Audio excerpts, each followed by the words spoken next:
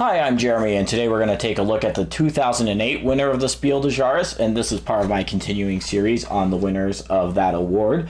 This is a game by the name of Keltis, The Way of the Stone. This was designed by Reiner Knizia, and it is essentially a 2 to 4 player card game where players are going to be playing cards in various suits in either ascending or descending order in hopes of moving their pawns along a board in order to score points at the end of the game.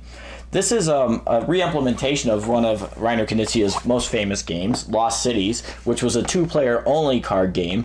This one, like I said, bumps the player count up to a potential 4 players, and it does not take much longer to play. I would say that the box's estimate of 30 minutes or so is about right.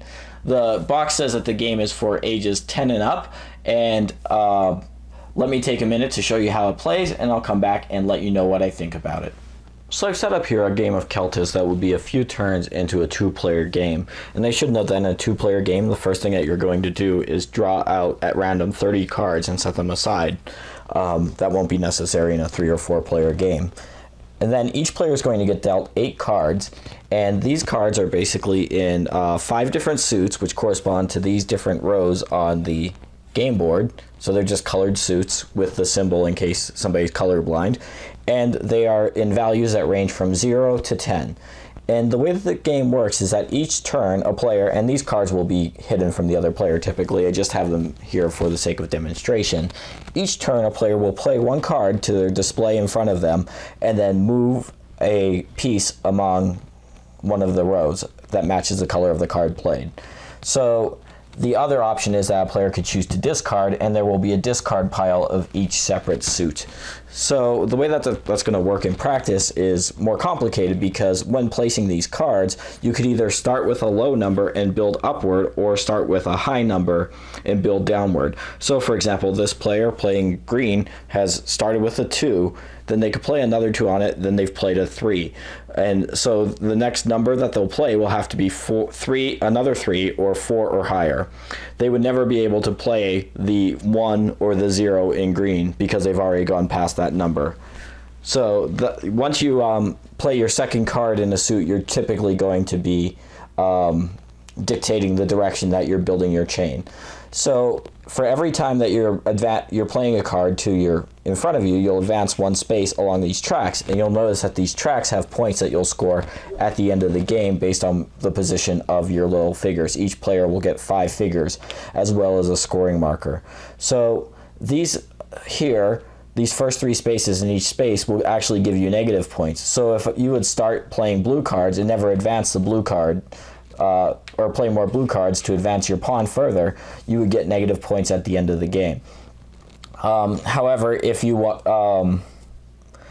all the way to the top, you could see you could get up to 10 points during the game. This track also determines one of the endgame conditions. If ever 5 pieces total across all players are in the last 3 spaces here, so on the 6s, 7s, or 10s, that will trigger the end of the game. The other way that the game could end is that the deck of cards runs out. So you'll notice on some of these spaces beyond these player tokens, which come in 2 sizes, there's a standard one and a large one, and all that's different about those is that the standard one will score the points depicted on the board, the large one will score double the points depicted on the board at the end of the game. So besides those, there are these cardboard tokens that are placed onto the board, and they look like this, or for example, like that. And what they're going to do is they're going to give you bonuses for moving onto those spaces. So these orange pieces are wishing stones, and the first person to move onto those will claim them. So there was one here, this player moved onto it, they claim it, and they would put it in front of them. And you'll notice here on the side of the board, there's another scoring chart. At the end of the game, you'll look at how many wishing stones you have and score that many positive or negative points based on how many you've collected. So with 1 this player has so far, they would get negative 3 points. But if they get a second, they would get positive 2 points. And again, if you have 5 or more at the end of the game, you'll score 10 points. So it gives you another thing to consider. Some of the other spaces on the board will just give you victory points right away. So you can see this player moved onto that space. They got 2 victory points, and that would just just be recorded using the scoring marker.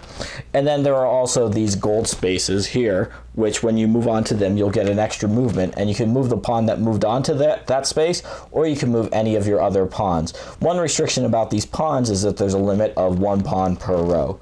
So in practice, the game is going to, those are essentially the overrules, and in practice, the game round is going to go like this.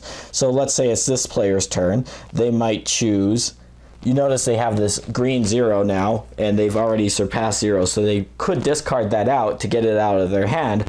But over here, this player here has a green 0, so if this player threw it out, this player would almost certainly pick it up and then play it on top of their green 0. So that would be a bad move. You don't want to enable your opponents. 1, 2, 3, 4, 5, 6. Oh, this player is actually down cards, which would make their decision more difficult.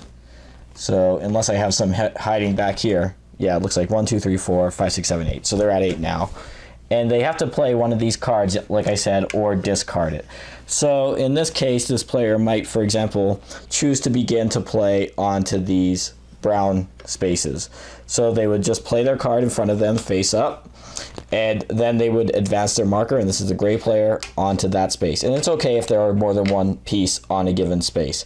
Then after that, they would draw, and if somebody had discarded, they could draw from the discard piles, but there are no discards yet, so they would just draw back up. Now it would go back to this player, and they would have to play a card from their hand. So they have low values here, and it looks like they are going to have to make a less than great move, but let's say they chose to play this 5. So again, they're skipping from 2 to 5, so they're cutting off the other 2, the 3s and the 4s by doing that move, but then that does enable them to move along the yellow track.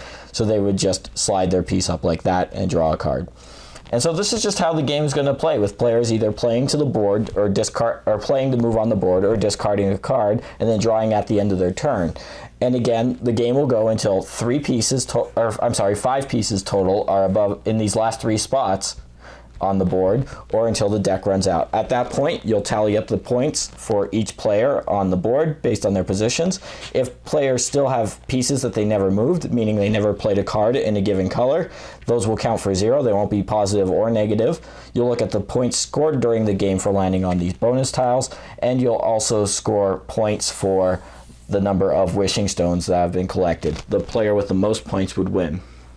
I should also mention that new versions of this, the German board game Keltis, come with the first expansion for the game, which gives you a second board, which does up the strategic decision making that you have to make during the game. So you can see here the routes that you take crisscross over the course of the game.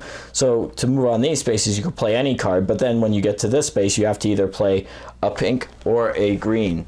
So you end up making decisions based on the situation of your pawns. And pawns, there's no more restriction of 1 pawn per row. They can move all over the board over the course of the game. So you could start here, move all the way over to here, for example.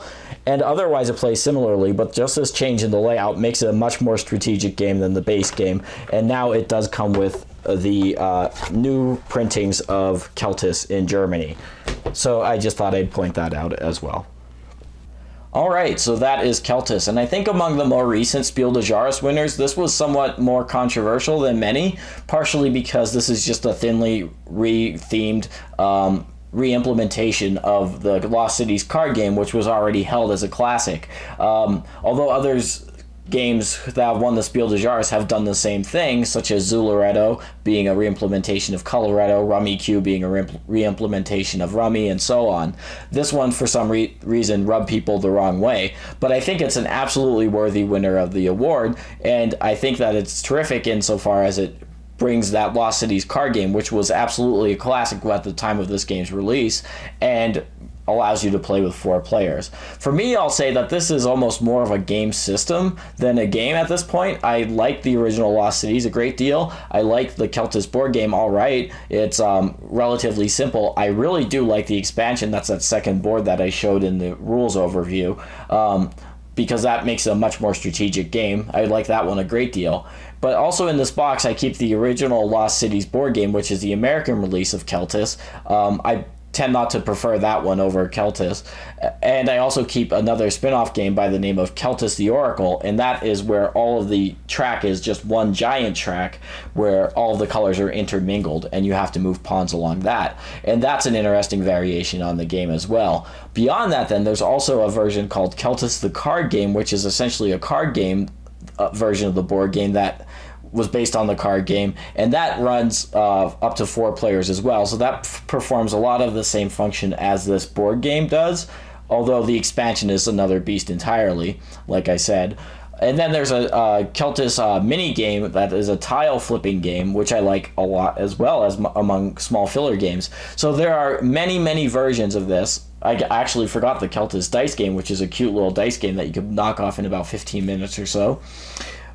And all of them just use this basic fundamental mechanic of playing cards into a suit in either ascending or descending order. And that's actually enough to hold my interest over all these different games, and I think that's a testament to how tight this design is.